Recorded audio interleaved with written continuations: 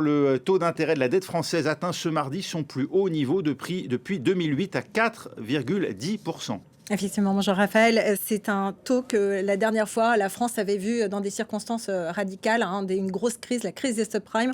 On était en novembre 2008 et on avait presque atteint le même taux qu'aujourd'hui. À l'époque, c'était 4,20%, 4,10% aujourd'hui. Et ce sont bien sûr les circonstances géopolitiques qui expliquent un taux aussi élevé aujourd'hui, la flambée sur les marchés internationaux à cause de craintes inflationnistes qui sont liées à la guerre au Moyen-Orient, la hausse des prix du pétrole et donc l'inflation que les marchés, les créanciers attendent en hausse pour longtemps, surtout que l'absence d'accord en Iran sur les détroits d'Ormuz, de solutions diplomatiques sur lesquelles Donald Trump rajoute toujours un petit peu de sel, eh bien ça n'apaise pas les esprits. Alors dans ce contexte, eh bien, les créanciers donc, anticipent une hausse durable du coût de la vie, y compris sur 30 ans. C'est valable, ces taux plus élevés sur les prêts à 10 ans, mais sur les prêts à 30 ans également, et mécaniquement donc une baisse de la valeur réelle de leurs prêts, et donc c'est compensé par des taux plus élevés. C'est une sorte de prime de risque.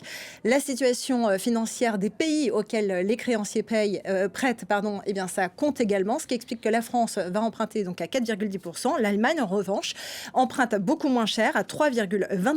C'est quand même un taux très élevé, le plus élevé qu'elle ait connu depuis 2011. Berlin, c'est quand même la référence. Et la différence entre le taux d'emprunt de la France à 10 ans et celui de l'Allemagne, c'est ce qu'on appelle le spread. Plus il est élevé, moins c'est bon signe.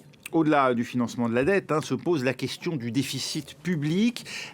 Sébastien Lecornu veut le faire passer sous la barre des 3% à horizon 2029, mais ça semble bien difficile. Laure. Oui, d'autant qu'il va falloir agir vite, trouver des solutions rapidement, puisque le gouvernement doit rendre son projet de loi de finances 2027 le 30 septembre à l'Assemblée nationale, pour ensuite que ce soit voté par les parlementaires.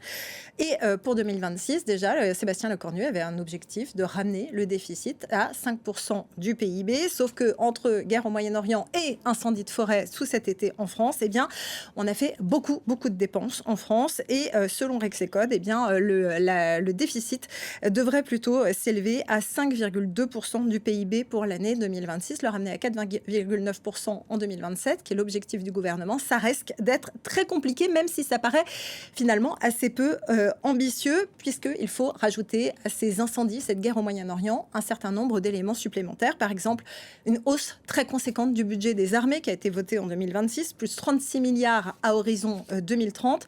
Il y a aussi bien sûr le vieillissement de la population en parallèle qui fait que moins de personnes cotisent. Et puis, en fin de compte, ce taux d'intérêt à 4,10% qui a pesé encore plus sur le budget de la France avec des taux d'intérêt toujours plus importants à rembourser. Finalement, donc cet objectif, ça va être très compliqué à fournir, mais Roland Lescure, le ministre de l'économie, reconnaît que ça fait déjà un moment qu'il planche sur le PLF 2027, que ça va être difficile, d'autant qu'on est déjà dans cette pré-campagne électorale avant la présidentielle de 2027. Et la question des retraites, elle revient dans le jeu. Oui, et ça va encore faire du grabuge parce que ça n'était pas passé l'année dernière, ça risque de ne pas passer davantage cette année. En fait, il y a plusieurs pistes, notamment dans ce cadre de ce vieillissement de la population, l'hypothèse d'un gel partiel ou total de l'indexation des pensions des retraites, c'est-à-dire qu'on reporterait seulement une partie de l'inflation ou pas du tout de l'inflation sur le niveau des pensions de retraite.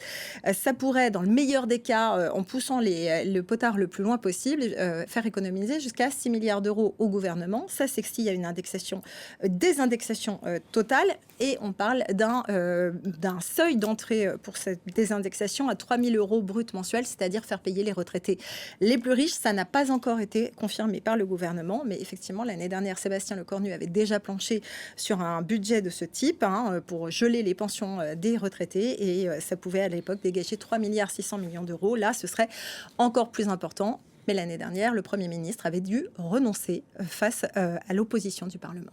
Merci Laure.